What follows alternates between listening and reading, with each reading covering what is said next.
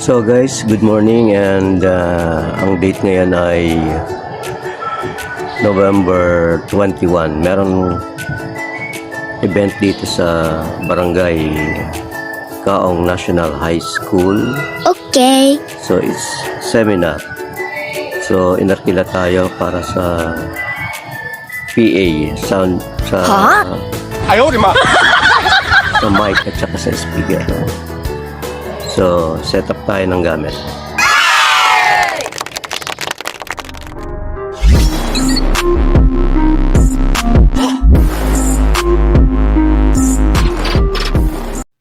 May nakareding outlet sa kanilang breaker, kaya doon ako kumuha ng supply ng kuryente. Solo setup ang ganap natin dito. Total, wala naman itong mga ilaw. Audio mixer, laptop at wireless mic ang dala lang natin dito. More on talk ang kaganapan dito, kaya hindi tayo mag-spin ng music.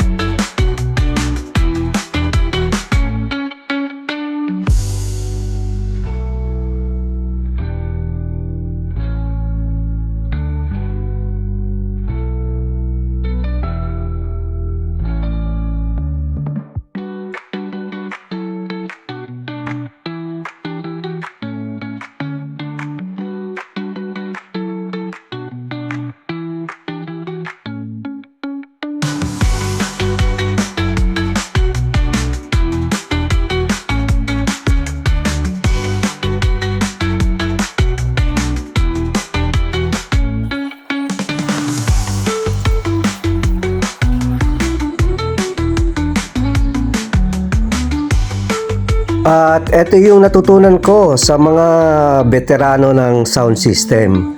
Ito yung kung papaano magkasa ng speaker sa stand kapag ikaw lang mag-isa. Ganito.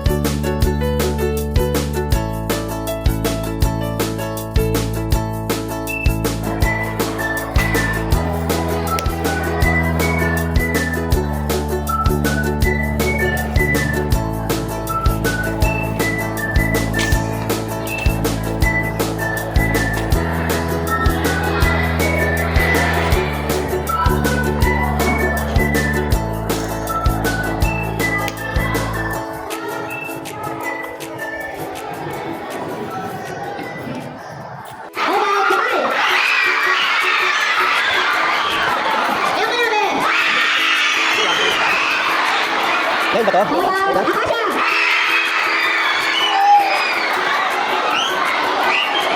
Nandiyan din ba ako kapatid?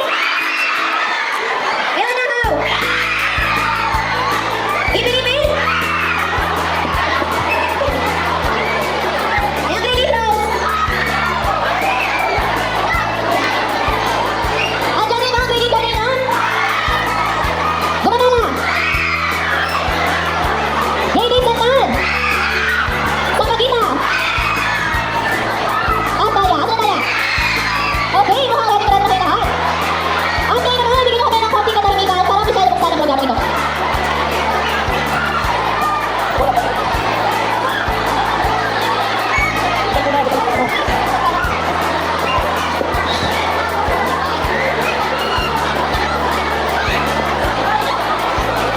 Guys, okay na tayo, mag-start na tayo. Isang mapagpalang araw, Tonyan.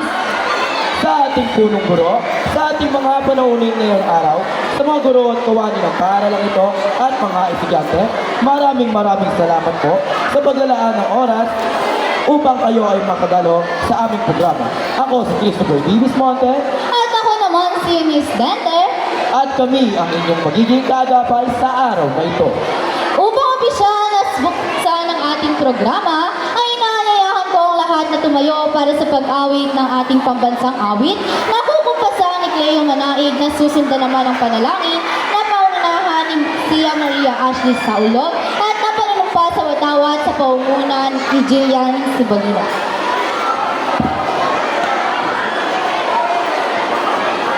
Ating ilagay ang ating kamay sa ating dibdib.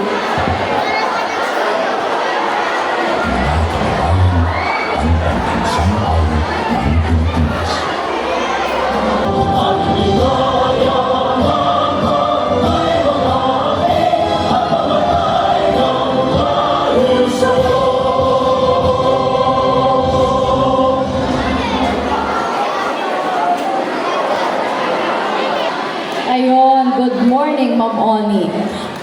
Alamin muna natin kung nasaan ang mga grade 7. Taas ang kamay. Grade 7. Okay. Meron ba tayong mga mag-aaral mula sa grade 8? Okay, taas ang kamay ng grade 8. Okay.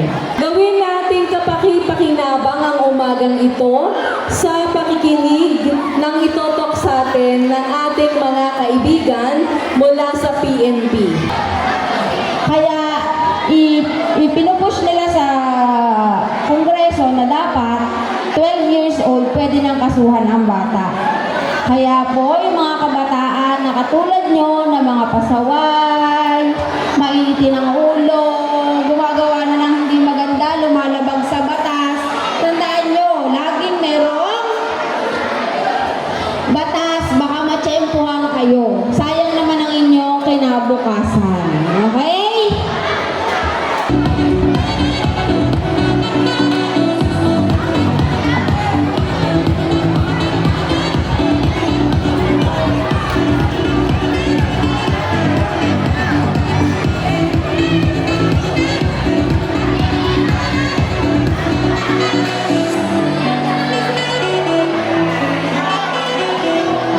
Ang ating suliranin sa ipinagbabawal na droga ay hindi lamang problema ng pamahalaan o ng ilang sektor, no? Ito ay responsibilidad din nating lahat. Kaya inaasahan na kayo ay magiging maayos sa inyong mga gagawing mga desisyon at pagpili.